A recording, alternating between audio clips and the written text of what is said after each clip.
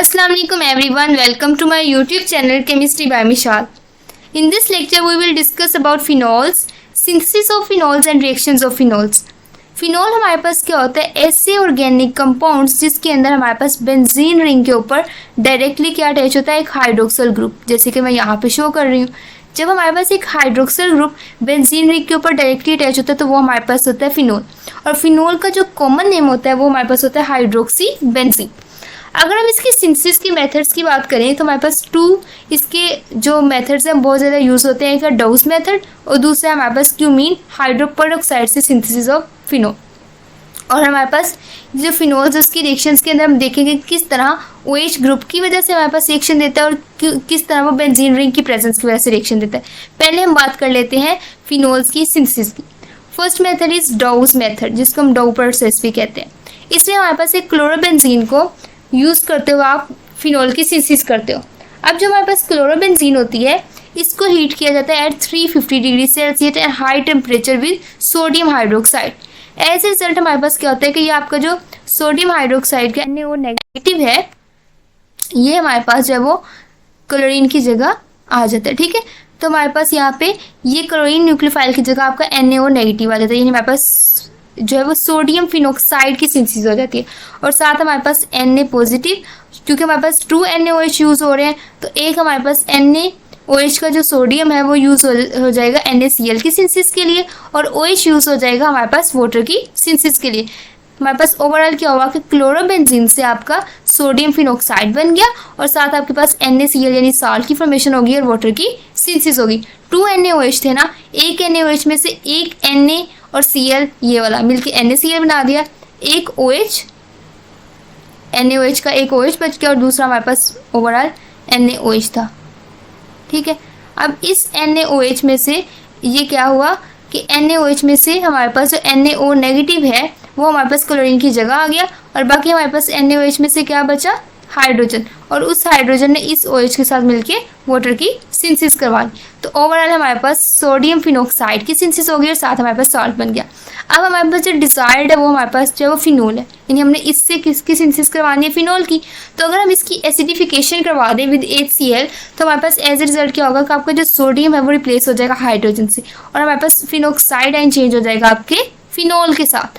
तो हमने क्या किया कि क्लोरोबेंजीन को यूज़ करते हुए बेंजीन की सिंथेसिस करवा दी। अब हमारे पास ये रिएक्शन का जो मैकेनिज्म होता है ना, इसमें बेंजाइन की सिंथेसिस जो वो इन्वॉल्व होती है। ठीक है, न्यूक्लियोफिलिक सब्स्टिट्यूशन रिएक्शन जो होता है वो होता है एरोमेटिक कंपाउंड्स वाला। तो हम इधर ओवरऑल रिएक्शन देख रहे हैं किस तरह क्लोरोबेंजीन को यूज़ करते हुए आपने फिनॉल की सिंथेसिस करवा ली। दूसरा हमारे पास होता है क्यूमीन हाइड्रोपेरोक्साइड को यूज़ करते हुए फिनॉल की सिंथेसिस करवाना। अब जो आपके पास क्यूमीन हाइड्रोपेरोक्साइड है ना, ये हमारे पास सिंथेसाइज होता है बाय क्यूमीन, और जो हमारे पास क्यूमीन है इसको हम सिंथेसाइज करते हैं बाय यूजिंग बेंजीन। तो हम बेंजीन से अपना रिएक्शन स्टार्ट करते हैं। फर्स्ट स्टेप के अंदर हमारे पास क्या होगा, अब मैं आपको मैकेनिज्म नहीं बता रही, मैकेनिज्म में हम नीचे डिटेल के साथ बताते हैं जिससे आपके पॉइंट्स और ज़्यादा क्लियर हो जाए। पहले क्या होगा कि बेंजीन का रिएक्शन होगा with alkyne in the presence of acid H3PO4 और 250 degree Celsius temperature and pressure is given. अब मैंने जब आपको फ्रीडल क्राफ्ट अल्काइलेशन रिएक्शन बताया था तो मैंने आपको बताया था कि इलेक्ट्रोफाइल जनरेशन के लिए आप इस तरह भी कर सकते हो कि अल्कीन को यूज़ करो in the presence of acid. As a result आपके पास कार्बोकेटाइन की जनरेशन होगी और ये कार्बोकेटाइन इलेक्ट्रोफिलिक सब्स्टिट्यूशन रिएक्शन देगा विद बेंजीन। अब यहाँ पे H3PO4 और इस प्रोपीन की वजह से हमारे पास जो इलेक्ट्रोफाइल जनरेट होगा वो हमारे पास होगा ये आइसोप्रोपाइल वाला। अब ये हमारे पास जो कार्बोकेटाइन है ये हमारे पास इस बेंजीन रिंग के साथ इलेक्ट्रोफिलिक सब्स्टिट्यूशन रिएक्शन शो करेगा। एज रिजल्ट आपके पास क्यूमीन की सिंथेसिस हो जाएगी। नेक्स्ट स्टेप में क्या होगा कि ऑक्सीडेशन होगी। ठीक है, हमारे पास ऑक्सीजन की प्रेजेंस में हमारे पास ऑक्सीडेशन होगी बाय फ्री रेडिकल मैकेनिज्म और एज रिजल्ट आपके पास क्यूमीन हाइड्रोपेरोक्साइड की सिंथेसिस होगी। ठीक है, यानी यहाँ पे आपका OO और ये जो आपका यहाँ से हाइड्रोजन था वो यहाँ पे अटैच हो गया, तो हमारे पास क्यूमीन हाइड्रोपेरोक्साइड। क्यूमीन हाइड्रोपेरोक्साइड क्यों कह रहे हैं, क्योंकि इसके अंदर पेरोक्साइड लिंकेज है। ठीक है, तो ये हमारे पास सिंथेसिस होगी बाय यूजिंग क्यूमीन। इसका मैकेनिज्म हम अभी देखते हैं, पहले मैं आपको जनरल बता रही हूँ। स्टेप नंबर 3 में क्या होगा कि क्यूमीन हाइड्रोपेरोक्साइड का हम क्या करवाएंगे, हाइड्रोलिसिस करवाएंगे। एज ए रिजल्ट हमारे पास एसिड हाइड्रोलिसिस के रिजल्ट में आपके पास क्या बनेगा, फिनॉल और एसीटोन। अब आपने एक चीज़ नोट की कि हमने बेंजीन और प्रोपीन को यूज़ करते हुए क्या सिंथेसाइज करवा लिया, फिनॉल और एसीटोन। और जो हमारे पास फिनॉल और एसीटोन होता है, ये दोनों हमारे पास जो है वो एक्सपेंसिव मटेरियल्स होते हैं, ठीक है, कंपाउंड्स होते हैं। लेकिन हमारे पास बेंजीन और जो आपके पास प्रोपीन है, ये हमारे पास एक्सपेंसिव नहीं होते, ये हमें ईजीली जो है वो मिल जाते हैं, ठीक है। तो हमने क्या किया कि इनएक्सपेंसिव कंपाउंड्स को यूज़ करते हुए एक्सपेंसिव कंपाउंड्स की सिंथेसिस करवा ली, इसलिए हमारे पास ये रिएक्शन जो है वो काफ़ी ज़्यादा जो है वो मशहूर है। अब हम नेक्स्ट देखते हैं इसके मैकेनिज्म के बारे में कि हमारे पास किस तरह असल में रिएक्शन जब वो होते हैं। फर्स्ट स्टेप में क्या होगा कि आपकी जो अल्कीन है वो रिएक्ट करेगी H3PO4 के साथ। अब H3PO4 क्या है, हमारे पास एसिड, तो एसिड का काम क्या होता है, प्रोटोनेशन करवाना। तो हमारे पास ये जो पाई इलेक्ट्रॉन्स है, ये हमारे पास क्या करेंगे, इस एसिड से प्रोटॉन ले लेंगे, ठीक है, और H3PO4 से हमारे पास बन जाएगा H2PO4 नेगेटिव, और हमारे पास जो है वो यहाँ पे कार्बोकेटाइन की जनरेशन हो जाएगी, क्योंकि पाई इलेक्ट्रॉन पेयर ने एक सिग्मा बॉन्ड तो बना लिया, लेकिन दूसरी कार्बन पे क्या क्रिएट हो गया, हमारे पास पॉजिटिव चार्ज। नेक्स्ट स्टेप में हमारे पास क्या होगा कि बेंजीन के साथ इसका इलेक्ट्रोफिलिक सब्स्टिट्यूशन रिएक्शन होगा। जब बेंजीन के साथ इसका इलेक्ट्रोफिलिक सब्स्टिट्यूशन रिएक्शन होगा, यानी ये यहाँ पे अटैच हुआ, तो हमारे पास एडिनियम आयन की सिंथेसिस हो जाएगी।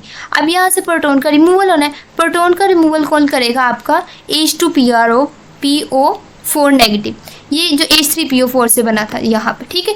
ये प्रोटॉन ले लेगा, एरोमेटिसिटी दोबारा गेन हो जाएगी, आपके पास क्यूमीन की सिंथेसिस हो जाएगी। अब हमारे पास क्यूमीन की सिंथेसिस के बाद हमारे पास क्या करना था, हमने ऑक्सीडेशन करवानी थी। जो हमारे पास होती है ना ऑक्सीडेशन, मैं आपको यहाँ भी बता रही थी कि ये क्या फॉलो करती है, free radical mechanism, radical chain reaction इसके अंदर इन्वॉल्व होता है, ठीक है। अब हमारे पास फर्स्ट रिएक्शन का जो फर्स्ट स्टेप है चेन इनिशिएशन, उसके अंदर हमारे पास क्या होगा कि आपके पास एक आएगा एक रेडिकल इनिशिएटर। रेडिकल इनिशिएटर यहाँ पे इन्होंने लिया हुआ है अल्काइल ग्रुप, जो कि रेडिकल की फॉर्म, ठीक है। ये क्या करेगा कि सबसे पहले आपके रेडिकल की सिंथेसिस करेगा।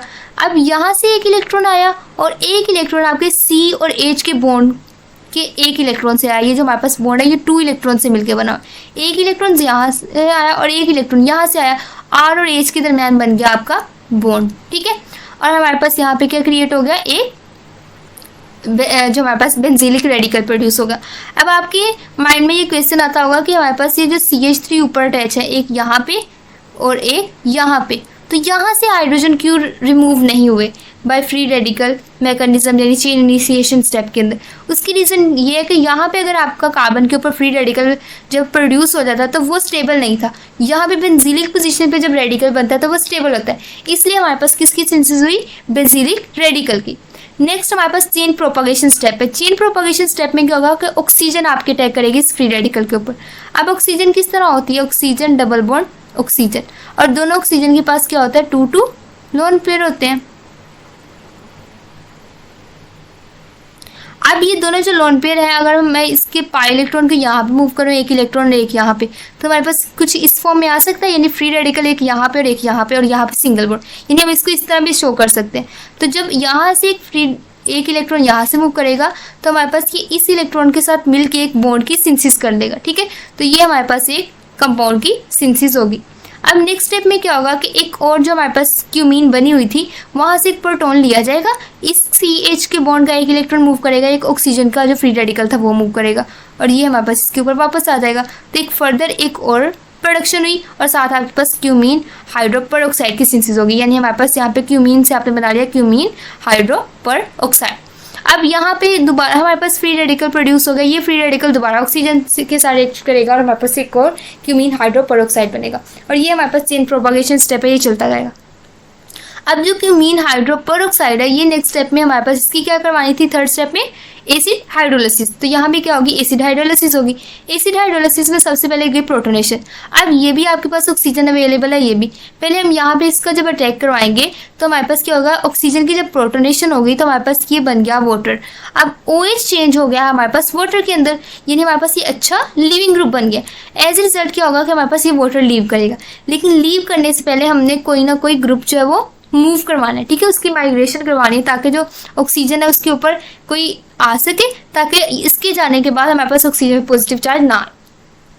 तो हमारे पास ये पॉसिबिलिटी है कि ये जो फिनाइल ग्रुप है ये हमारे पास इस कार्बन से माइग्रेट होकर इस ऑक्सीजन के ऊपर आ जाए। तो इसी तरह होगा, जब यहाँ पे ये माइग्रेट होकर आएगा तो एज ए रिजल्ट ये बॉन्ड टूट जाएगा, तो हमारे पास कुछ ये सिंथेसाइज हो जाएगा। ठीक है, यानी हमारे पास यहाँ पे माइग्रेशन के रिजल्ट में ये कार्बोकेटाइन जनरेट हो जाएगा और इस ऑक्सीजन के ऊपर आपका बेंजीन रिंग आके लग गया और वाटर जब वो रिमूव हो गया तो हमारे पास इस कंपाउंड की सिंथेसिस होगी।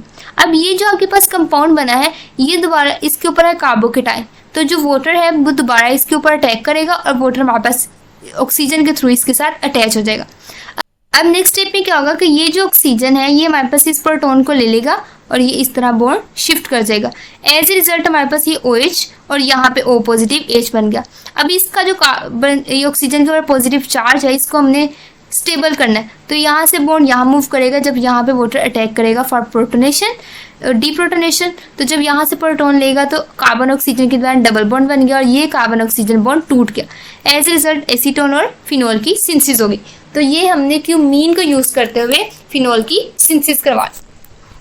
तो दो मेथड से, एक डोज मेथड था और दूसरा हमारे पास क्या था, क्यूमीन हाइड्रोपेरोक्साइड से सिंथेसिस करवाना फिनोल की। अब हम बात कर लेते हैं रिएक्शंस ऑफ फिनोल्स के बारे में। रिएक्शन ऑफ फिनोल, हमारे पास फिनोल को अगर आप देखें तो फिनोल के अंदर हमारे पास दो चीज़ें हैं, एक इसका हाइड्रोक्सिल ग्रुप और दूसरा इसके पास बेंजीन रिंग। तो हम देखेंगे किस तरह OH बॉन्ड की वजह से रिएक्शन होते हैं और किस तरह बेंजीन रिंग। अब जो OH के साथ रिएक्शन है वो सेम उसी तरह जैसे अल्कोहल्स के साथ है, यहाँ पे भी इसी तरह होगा कि जब OH रिएक्शन करेगा विद एसिड एनहाइड्राइड तो एज ए रिजल्ट क्या होगा, जैसे अगर यहाँ पे आप देखो तो हमारे पास ये एसिड एनहाइड्राइड की कार्बन के ऊपर अटैक करेगा ऑक्सीजन, ये एज ए न्यूक्लियोफाइल एक्ट करेगा और ये एज ए इलेक्ट्रोफिलिक सेंटर। तो हमारे पास ये जो ग्रुप है ये अटैच हो जाएगा आपके फिनोल के ऑक्सीजन के साथ, बेंजीन रिंग के साथ आपका जो ये वाला ग्रुप है इसाइल ग्रुप ये अटैच हो जाएगा। तो हमारे पास जो वो किसकी सिंथेसिस हो जाएगी, एस्टर की, और साथ में हमारे पास ये एसीटेटाइन बन जाएगा। या फिर हमारे पास इस तरह हो सकता है कि इसाइल क्लोराइड जो है वो रिएक्ट करेगा तो हमारे पास ये OH जब इस कार्बन की कार्बन पे अटैक करेगा तो क्लोरीन लीव कर जाएगी। एज ए रिजल्ट हमारे पास फिर एक एस्टर की सिंथेसिस हो जाएगी और साथ आपके पास क्लोरीन नेगेटिव बन गया। तो ये था हमारा reaction of phenol due to OH group. Next हम एक और रिएक्शन अगर देखें तो इसके अंदर हमारे पास क्या है, विलियमसन सिंथेसिस है, यानी हमारे पास ईथर की सिंथेसिस है बाय यूजिंग फिनोल। ईथर हमारे पास क्या होता है जिसके अंदर R लिंकेज हो, ठीक है, COC। तो हमारे पास फिनोल के ऑक्सीजन और हाइड्रोजन के बॉन्ड टूटने के बाद अगर उस ऑक्सीजन के साथ कोई R ग्रुप अटैच हो जाए तो वो हमारे पास ईथर होता है। अगर हम इस रिएक्शन को देखें तो इस रिएक्शन के अंदर क्या हुआ है, पहले हमने फिनोल का रिएक्शन करवाया सोडियम हाइड्रोक्साइड के साथ, एज ए रिजल्ट हमारे पास सोडियम फिनोक्साइड बना। सेम उसी तरह जैसे अगर हम ये देखें, ये हमारे पास फिनोल, ठीक है, फिनोल के अंदर आपने अटैच की रिएक्शन इसका करवाया NaOH के साथ। NaOH हमारे पास क्या है, बेस, तो बेस प्रोटॉन ले लेगी, ठीक है, OH नेगेटिव इसका प्रोटॉन दे लेगा, वाटर की फॉर्मेशन कर देगा और हमारे पास O नेगेटिव को स्टेबलाइज करने के लिए काउंटर आयन आ जाएगा Na पॉजिटिव। तो ये हमारे पास बन गया फिनोक्साइड आयन। सेम उसी तरह जैसे हम विलियमसन ईथर सिंथेसिस के दौरान हम जो है वो करवाते थे एक अल्काइल चेन के लिए, पहले हम सोडियम जो है वो उसके साथ इथोक्साइड आयन प्रोड्यूस करते थे, इसके अंदर सोडियम फिनोक्साइड आयन बन गया। उसके बाद इसका रिएक्शन करवाना है RX के साथ। RX के साथ जब रिएक्शन करवाएंगे तो ऑक्सीजन नेगेटिव इस R पे अटैक करेगी, न्यूक्लियोफाइल अटैक करेगी इलेक्ट्रोफाइल पे और X आपका लीव करके चला जाएगा। अब X से हमारे पास कोई भी लिविंग ग्रुप जैसे क्लोरीन, ब्रोमीन, आयोडीन या आपके जैसे ट्रोसाइल ग्रुप और मिजिटाइल ग्रुप है, इस तरह का कोई भी ग्रुप जो है वो यहाँ पे हो सकता है, ठीक है। तो यहाँ पे क्या हुआ कि O और R के दरमियान एक नया बॉन्ड बन गया, यानी हमारे पास किसकी सिंथेसिस होगी, ईथर की, और साथ आपके पास NaX यानी साल्ट की फॉर्मेशन होगी। अगर हम इसकी स्पेसिफिक एग्जांपल देखें तो इसके अंदर हमने सोडियम हाइड्रोक्साइड के साथ रिएक्शन करवाया है पैरामिथाइल फिनोल का। जब रिएक्शन करवाया तो सोडियम फिनोक्साइड बना, सोडियम फिनोक्साइड आयन जो बना उसने अटैक किया इस अल्काइल हैलाइड की कार्बन पे। अब इस कार्बन पे अटैक क्यों हुआ, इस पे क्यों नहीं हुआ, इसकी रीज़न ये है कि जो हेलोजन के साथ अटैच है कार्बन उस पर है पार्शियल पॉजिटिव चार्ज और ये हेलोजन के ऊपर है पार्शियल नेगेटिव चार्ज। तो हमारे पास ये इलेक्ट्रोफिलिक कार्बन है तो यहाँ पे अटैक होगा, as a result iodine leave कर जाएगी और ये ग्रुप आपका ऑक्सीजन के साथ अटैच हो जाएगा। सेम इसी तरह ये भी रिएक्शन है, इसके अंदर भी O नेगेटिव Na पॉजिटिव बना, बाद में हमारे पास ये क्या करेगा कि मिथाइल के ऊपर अटैक करेगा और ये हमारे पास मेसिटाइल ये वाला जो बॉन्ड है वो टूट जाएगा। एज ए रिजल्ट आपके पास एनिसोल की सिंथेसिस हो जाएगी, यानी मिथॉक्सी बेंजीन बन जाएगी। अब हम बात करते हैं रिएक्शंस ऑफ फिनोल्स की ड्यू टू बेंजीन रिंग। अब बेंजीन रिंग के जो 5 रिएक्शंस पड़े थे ना, वो सारे के सारे इसमें इन्वॉल्व होंगे। अब आपने एक चीज़ याद रखनी है कि बेंजीन रिंग के ऊपर अगर OH ग्रुप अटैच है तो वो होता है फिनोल।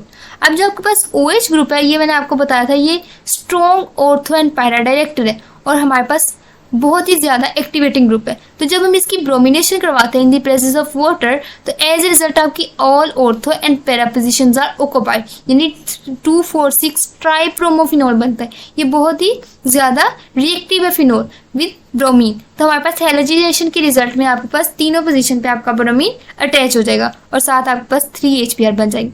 अगर आप सिर्फ पैरा पोजीशन पे ब्रोमीन अटैच करवाना चाहते हो थ्रू इलेक्ट्रोफिलिक सब्स्टिट्यूशन रिएक्शन, तो आप कार्बन डाइसल्फाइड और लो टेम्परेचर यूज़ करते हो। इससे क्या होता है कि ब्रोमीन की जो इलेक्ट्रोफिलिसिटी है वो डिक्रीज हो जाती है। ठीक है, जब ब्रोमीन की इलेक्ट्रोफिलिसिटी डिक्रीज कर जाएगी तो एज ए रिजल्ट सिर्फ पैरा पोजीशन या फिर ऑर्थो पोजीशन जो वो ऑक्युपाई होगी एक टाइम पे। ठीक है, मेरे पास जो मेजर है वो किसका बनेगा, पैरा का, क्योंकि पैरा जो होती है वो स्टेबल होती है।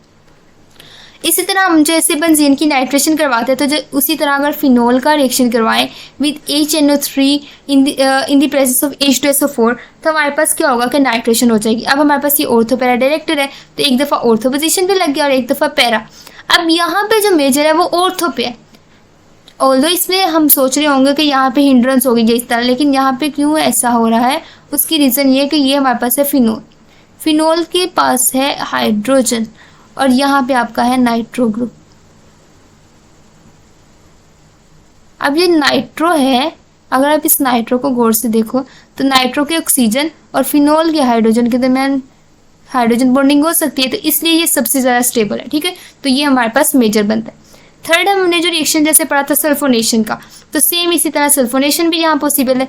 25 डिग्री सेल्सियस पे अगर आप सल्फोनेशन करवाओ तो आपकी पोजीशन की बजाय आपकी ऑर्थो पोजीशन जो है वो मेजर पे होती है। ठीक है, हमारे पास मेजर प्रोडक्ट आपकी ऑर्थो वाली बनती है। 100 डिग्री सेल्सियस पे आपकी पैरा वाली मेजर होती है। ठीक है, तो हमने देखा कि किस तरह 25 डिग्री सेल्सियस पे आपकी ऑर्थो और 100 डिग्री सेल्सियस पे आपकी पैरा पोजीशन जो वो पोजीशन वाली प्रोडक्ट जो वो डोमिनेट करती है। अब हम नेक्स्ट हम डिस्कस करते हैं कि किस तरह फिनोल को यूज़ करते हुए एस्प्रीन की सिंथेसिस हो सकती है। एस्प्रीन हमारे पास ये वाला ऑर्गेनिक कंपाउंड होता है जो कि हमारे पास पेन किलर के तौर पे यूज़ होता है मेडिसिन के अंदर। ठीक है, तो हमने इसकी सिंथेसिस करवानी है बाय यूजिंग फिनोल, जिसको हम करवाते हैं कोल्ब्स रिएक्शन के थ्रू। अब हमारे पास जो फिनोल होता है, अगर हम इसको चेंज कर दें उसके फिनोक्साइड आयन के अंदर, यानी इसके अंदर चेंज कर दें, तो ये हमारे पास ज़्यादा अच्छी तरीके से इलेक्ट्रोफिलिक सब्स्टिट्यूशन रिएक्शन जो है वो प्रोसीड कर सकते हैं, क्योंकि जो O नेगेटिव होता है वो हमारे पास मोर एक्टिवेटिंग ग्रुप होता है। तो हम पहले इसको चेंज करेंगे फिनोक्साइड आयन के अंदर। अगर हम सोडियम फिनोक्साइड के अंदर चेंज करना चाहते हैं तो हम फिनोल का रिएक्शन करवाएंगे NaOH के साथ। एज ए रिजल्ट आपके पास क्या बन जाएगा, सोडियम फिनोक्साइड। ठीक है, अब हमने जो सोडियम फिनोक्साइड है उसके अंदर हमने कार्बन डाइऑक्साइड को अब्जॉर्ब करवाना है, यानी हमारे पास यहाँ पे इलेक्ट्रोफिलिक सब्स्टिट्यूशन रिएक्शन होगा। इसके अंदर क्या होगा कि ऑक्सीजन नेगेटिव, हमारे पास ऑक्सीजन का जो नेगेटिव चार्ज है वो मूव करेगा और हमारे पास यहाँ पे डबल बॉन्ड की जनरेशन हो जाएगी। ठीक है, जब यहाँ पे डबल बॉन्ड क्रिएट हो जाएगा तो ये जो पाई इलेक्ट्रॉन्स है इस कार्बन के ऊपर अटैक करेंगे। एज ए रिजल्ट हमारे पास एक बॉन्ड जो है वो ऑक्सीजन के ऊपर नेगेटिव चार्ज क्रिएट कर देगा और ये हमारे पास जो है आपके पास एक कीटो फॉर्म बन गई। अब ये जो कीटो फॉर्म है ये टोटोमेरिज्म के थ्रू इनोलिक फॉर्म भी आ सकते हैं। ठीक है, कीटो इनोल टोटोमेरिज्म के रिजल्ट में आपके पास सोडियम सैलिसिलेट की सिंथेसिस होगी। अब ये जो सोडियम सैलिसिलेट है, अगर इसके आप एसिड हाइड्रोलिसिस करवाओ तो as a result O negative change हो जाएगा आपके OH के अंदर, तो हमारे पास सैलिसिलिक एसिड की सिंथेसिस हो जाएगी। सैलिसिलिक एसिड क्या होता है कि आपका कार्बोक्सिलिक ग्रुप और आपका OH ग्रुप जो है वो हमारे पास ऑर्थो पोजीशन पे हो ऑन बेंजीन रिंग। अब हमने अगर एस्प्रीन की सिंथेसिस करवानी है तो हमें एसिटाइल ग्रुप अटैच करवाना होगा इस प्रोटॉन की जगह। ठीक है, तो हम इसका रिएक्शन करवा सकते हैं एसिड एनहाइड्राइड के साथ या फिर आप इसका एसाइल क्लोराइड के साथ रिएक्शन करवाओगे। एज ए रिजल्ट क्या होगा कि इस ऑक्सीजन के साथ आपका एसाइल ग्रुप अटैच हो जाएगा, यानी हमारे पास क्या होगा कि ये जो है वो जब यहाँ पे अटैक करेगा तो ये बॉन्ड टूट जाएगा और हमारे पास ये बनेगा और साथ में आपके पास एसिटाइल ग्रुप यहाँ पे अटैच होगा। तो हमारे पास ये क्या हो गया, एसिटाइल सैलिसिलिक एसिड की सिंथेसिस होगी जो कि क्या कहलाता है, एस्प्रीन।